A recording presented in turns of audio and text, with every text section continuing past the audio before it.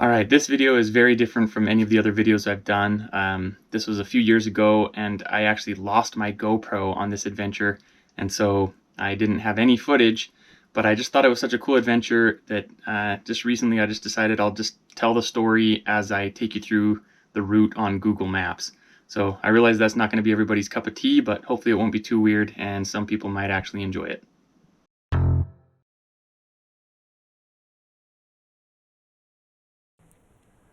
Alright, so in 2016 I was up in Alaska helping the Fry family build a little home in Fairbanks. But while I was up there, Jack and I decided we wanted to try something called the Alaskacross. And the Alaskacross is like a backcountry hiking and backpacking event. It goes basically here from Healy all the way up to kind of by these lakes. There's a little camp there. And so as you can see, there's some mountains and there's some rivers, and it's a good mix of hiking and pack rafting. So we drove down from Fairbanks. It's a couple-hour drive, and we came down here near the Oozabelly Mines. I was looking at the map earlier. I want to say we parked somewhere along here. It might have been right at this little pull-off right there. And from there, we just started hiking up the road. We had a few good miles of just good road walking. You know, we had packs, nothing like no camping equipment, maybe just an emergency blanket, and, you know, the pack rafts were kind of heavy. About this point, you can see that the road kind of heads up away from the river. So from that point on, we were just hiking in the riverbed. Mostly pretty easy, at least it's flat. There's no trail, of course, but the hard part is that so many times we would just find ourselves having to cross the river, and it's not always easy. Sometimes it's very steep or deep and swift. Here where we've got better satellite footage, you can get a better appreciation for it. Like places like this where it kind of pinches you, you might have to cross or else bushwhack a bunch. And you know, same goes for the other side here. So that particular part we might have been able to skirt, but the point is there was a lot of places we just had to keep crossing back and forth. So the miles were not easy, and we had a lot of them to go. Overall, Alaskacross totals around 100 miles. So yeah, we're just making our way up this whole drainage. I'll zoom out, get a little bit further here. From there, we kind of bent, and I think we went over a pass right around here somewhere. And I forget the name of the pass. That's okay. Then we came down and got onto this line, you know, followed this creek down. And I think it was somewhere right around here we were able to put in. And it was, you know, according to my journal, it was pretty swift here, and that was my first experience pack rafting ever. Like, I had just bought my pack raft in Fairbanks, like, the day before, and so didn't really know what I was doing, got bumped around on some rocks, but the pack raft took a little bit of a beating, and we managed to get all the way down here to the Wood River. Now, the Wood River was a lot mellower. I remember just having to drag bottom a bunch, but I also started leaking a little bit of air, so I was like, during the little calm parts, I was like reaching around and trying to inflate my boat while in motion.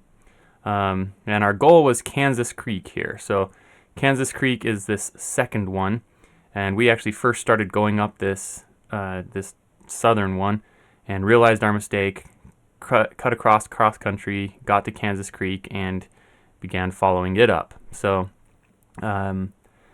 it was even worse going than before. Like, we were having to cross the river a bunch, but there were some places where it was just totally impassable, which means we had to just go and bushwhack through those pinches. My journal notes that there was a part where we bushwhacked through heinous bushwhacking on a steep hill, came back down to the river for only a few feet before the next pinch, and we had to repeat that all over again. And that was kind of getting us through the night as well, so like it wasn't dark per se, but it wasn't like warm by any means. So around the time the sun started coming up is when we finally started getting to the top of this drainage. I think we came up this way, came over some pass. Let's zoom out for a second here. I think we just sort of crossed this one and came up over another pass.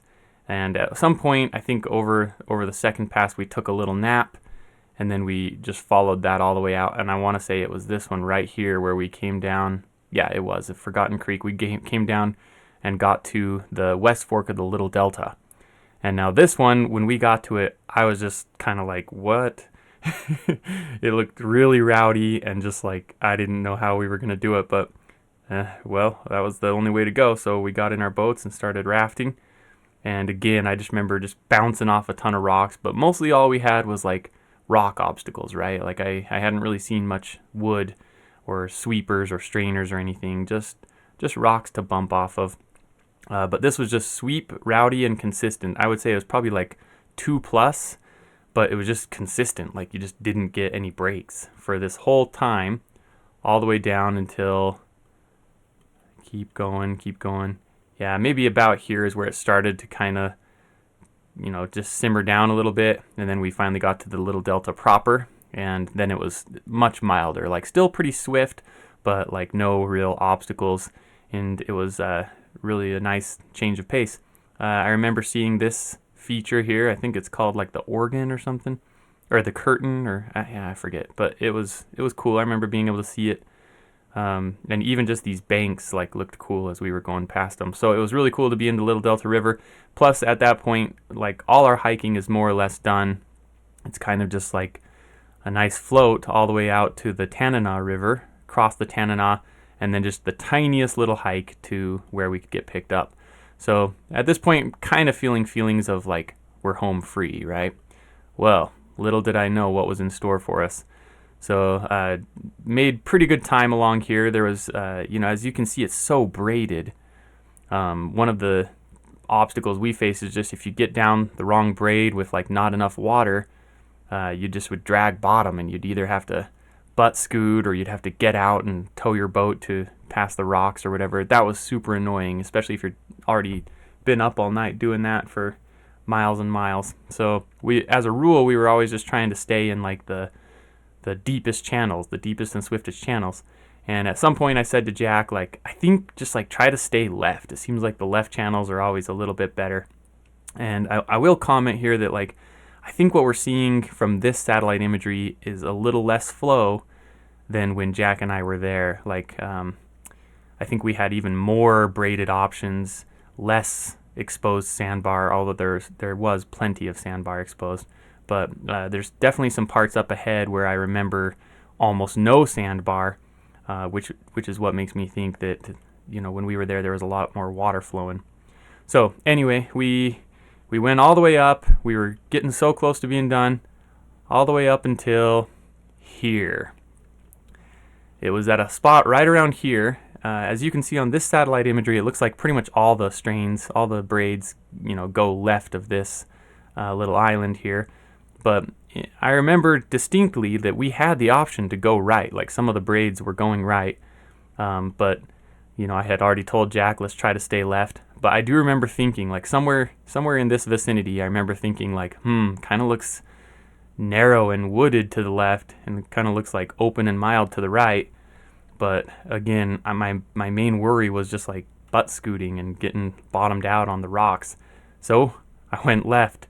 And the character of the river changed pretty abruptly. It like just kind of got like swifter and just like harder to control, maybe even thinner. And then the other thing is just like all the wood debris.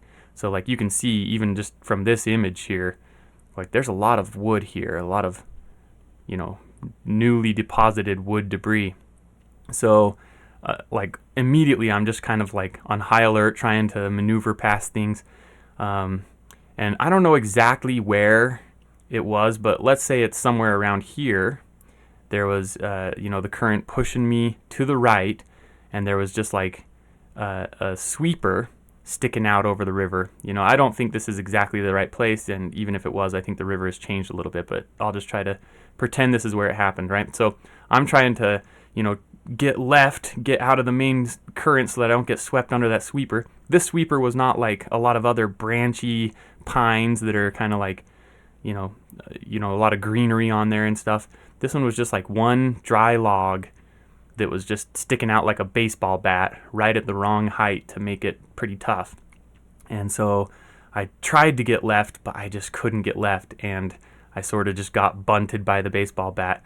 I remember the very last minute I even like reached my hand out to try to like deflect it up over my head, but it was just too solid, and it just tipped me over. So at this point, I fall into the river, and I sat upside down in my boat for a second, just kind of generally struggling. I'd never gone, never tipped over in my pack raft before. This was my first experience. And so after just generally struggling for a few seconds, I got my wits about me. I reached down, grabbed the Velcro, undid it, and came up right next to my boat. So my boat was upside down, so I flipped it over and managed to just get back into it really easily. I think the adrenaline helped, and I just remember thinking it wasn't that hard to get back in. And then, as I'm floating, I see my paddle is just like a few feet away, so I kind of in a kneeling position reach my hands over the side of my boat, and I'm just pushing off the water to try to scoot toward my paddle, and I'm able to grab it. So I grab it, I sit back down in my boat, thinking yeah, that was awesome, I recovered, no problem. But honestly, I must have gotten back in my boat. For demonstration purposes, let's say that this is the strainer. I must have gotten in my boat right about here, not enough time to react, and maybe a couple paddle strokes, which just weren't enough, and I just ran into this strainer. Now, I was such a noob, I had no idea about the danger of strainers. No one ever told me to jump over a strainer or do whatever you can to not go under a strainer, so I just kind of hit it. Again, I don't think this is exactly where it was. I just remember it was kind of along the left bank somewhere, and I remember there was kind of a good run out after it. So that's why I'm kind of choosing to believe it might have been in this area. So I hit the strainer, and my boat just stops, and I'm kind of on some logs, right? I didn't really plan it. I don't remember jumping out onto the logs or anything. I just remember kind of ending up on the logs. Water behind me is rushing and pushing me into the logs, but I'm not underwater by any means. However, my boat, it kind of just flaps down and totally gets stuck. It's part of it is sticking up over the logs, but a lot of it is just kind of getting pushed down under the logs as well. But fortunately, I was kind of standing on some logs, and I just remember kind of thinking what do I do here? Maybe I try to deflate the boat. If I deflate the boat, maybe I can just grab it and pull it or something. I've since learned that probably wasn't a good idea, but I reached around and tried to start unscrewing the valve. As I was doing that, water's rushing against me, and just when I was about to get the valve undone, there was suddenly just some movement. I don't know exactly what happened, but I just remember seeing a long log, maybe 10 or 15 feet long, but fairly thin, maybe arm thickness, and it was just sort of cantilevering up like a trebuchet arm, and I realized that I was on the other end of that cantilever somehow, but I realized it right as it was just kind of coming out from under me. So it was just kind of this strange situation where I saw the log rising and thought, oh, what's going on? And realized suddenly I have no footing. I slipped down totally in the water and literally under the strainer. And I don't really know what the heck happened over the next couple seconds. I thought it was wild being in the water earlier when I just got tipped over by the sweeper, but this was totally different. This was just enormous hydraulic forces in all directions. I remember I had a helmet on, and it just felt like there was so much pressure on the chin strap. I just remember that, feeling like somebody had grabbed me by the helmet and was flinging me around by my chin strap. I had a GoPro that was attached to the outside of the helmet with a strap, but the helmet itself had little strap locks, so but my GoPro just I don't know where it is, but it just got swept off in the whole hydraulic forces there. So yeah, long story short, I don't know what happened in the next couple seconds, but somehow suddenly all the turmoil and thrashing around just kind of stopped, and I floated to the top. And I don't know how long I was under, probably not that long, but it sure seems long when you're underwater involuntarily, right? So I came up, we'll say I came up around here somewhere. Again, this is probably not quite the right topography, but about the time I come up, Jack has been coming by, and he's yelling for me to swim toward him. but he's got to avoid all these things too, so he kind of just carries on by. I'm able to get out on the left bank in some sort of situation kind of like this, right? So I get out and I'm just like totally amped up, like every emotion. I'm like spitting and coughing and just like just grunting and stuff, just like wow, like I don't know, I like just overwhelmed with so many different feelings. But I kind of get out there and I sort of walk to some little point, and this topography fits kind of well. It might be about right. Like I stand somewhere and I see Jack standing somewhere else. So it could have been like me looking over to here, or maybe it was me looking over to there, or something like that. But he's on the same bank as me. I mean, it could have even been back here, like me looking to Jack there, something like that. However close this topography could be.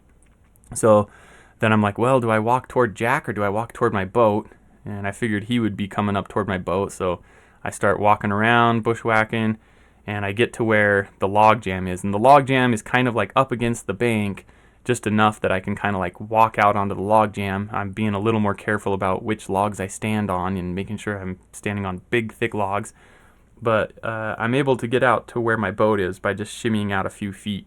So there's water raging underneath and kind of splashing up against the strainer and still splashing up against the boat.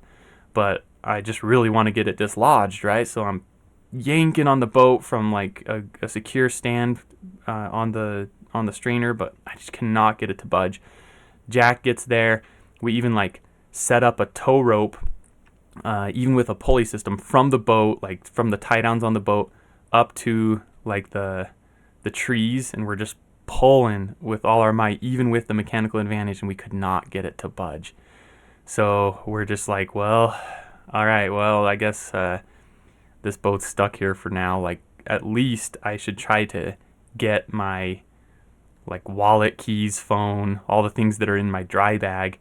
And because of how the boat was positioned, I thought I might be able to get it. So again, we're crawling back out on the log. We're opening up the tie zip cargo fly, and I'm like reaching in. I can just barely touch the end of my dry bag. But if you don't know, like in those alpaca rafts, those dry bags are like buckled in the side of the boat. Like there's an interior buckle, and I couldn't even come close to reaching that. So yank it all I want, it just wasn't gonna budge. And that's where I had like a coat and my wallet, keys, and phone in there. But after a few minutes of trying, I was starting to get cold, having been wet. I wasn't even in like a dry suit or a wetsuit. I was just in like rain gear.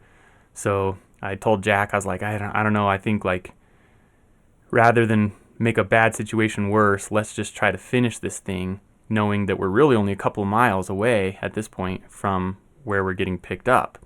So I really didn't want to get back in a boat, but I kind of figured I had to. I was like, well, let's just try to cross. And once we cross, I'll just bushwhack, right? So I like ride with Jack for a second. I don't know where we took off from. I ride with him for a second, and it was just bad. It was like we were just barely avoiding more sweepers and more strainers. There was even one sweeper that was coming up, and it was just low enough. I was like, what do we do?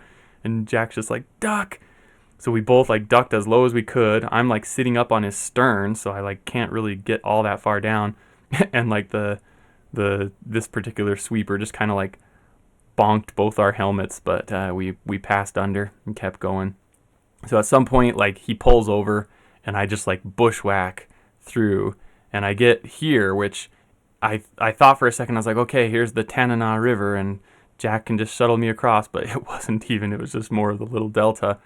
So yeah, this is another indication that the water levels were much higher when we were there, because this looks like almost nothing, but when we were there, it was definitely impassable by foot. Like I had to get back in the boat, so Jack shuttled me across, and then it was pretty good walking for a while. So I think, in my recollection, there was a sandbar just like this, and we walked pretty well for a while. Jack actually walked too, just sort of lining the boat. But then we got to here, and I was like, I'm just gonna bushwhack. I'll meet you at the Tanana.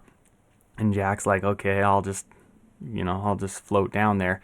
So I'm bushwhacking, and it's awful through here. Like this was not an option when I was there. I had to just be up here in the thick of it. and it was just awful. Walking over dead logs and pushing through like thorny bushes and stuff, ripping up my raincoat. Man, it was just really bad. But I finally get to, like, I don't know, one of these sandbars might have been a little bit visible or something. And when I get out here, Jack's just waiting for me, and he's like, I think you better stop bushwhacking and just get in the boat, because I saw a couple grizzlies running downstream along the bank there and disappear into the trees. So, yeah, if I had kept bushwhacking, I might have met the grizzlies here at the dead end. Maybe they crossed the river or something, but I wasn't going to take that chance. So at this point, we can basically see the Tanana from this point anyway. So I'm like, okay, I'll get back in the boat with Jack. Really, it was no big deal from here. We were figuratively and literally out of the woods at this point, but I was just scared to get back in the boat after what had just happened. But yeah, we floated back down to the Tanana River. This is another indication that the water was just raging, because there was no sandbars here. Like, I remember this whole thing, there, like, you could see debris sticking up, but there was no, like, sandbars. We weren't just channeled. It was like we had the whole width to choose from in this little part. And then, like, this sandbar was definitely not there either. So we probably came out right through here, and we just crossed right up into this little alcove where we eddied out. No big deal. Like, the Tanana was big and flowing fast, but, like, it was just flat water and nothing really scary at all. So, yeah, we got out here, bushwhacked our way just a little bit, found a little trail that took us to this camp where Jack's wife picked us up. And all in all, it was maybe something like 44 hours and 100 miles. And most of them were great. Those last 4 miles or so were a little adventurous. And, everyone to this day, like, I really just didn't even know how bad it was. But everyone to this day always tells me, like, you are so lucky to have gone under a strainer and come out the other side. And I believe it. Like, my raft was stuck there, like, so profoundly that I'm amazed that I wasn't stuck there so profoundly. So, yeah, I came out uninjured. I think I maybe had, like, a sprained finger was all, and nothing really bad happened. Later, some people actually contacted me saying they'd found my boat, because it had my wallet in there, had my phone and stuff, and they just looked me up on Facebook based on my driver's license, and they reached out to me, said they had my boat. It turns out there's like a winter trail that goes through here. I didn't even know it at the time, but yeah, this is some sort of winter route, maybe by snowmobile, but they found it, and they even arranged for me to get it back. So I actually still have that boat, although it was kind of a lot of work to try to get it to hold air, and it still doesn't hold air perfectly. I added, like, I doubled its weight worth of, like, Flex Seal and other other sealants. But yeah, that's the Alaskacross, and I hope this kind of map-based narration wasn't too boring.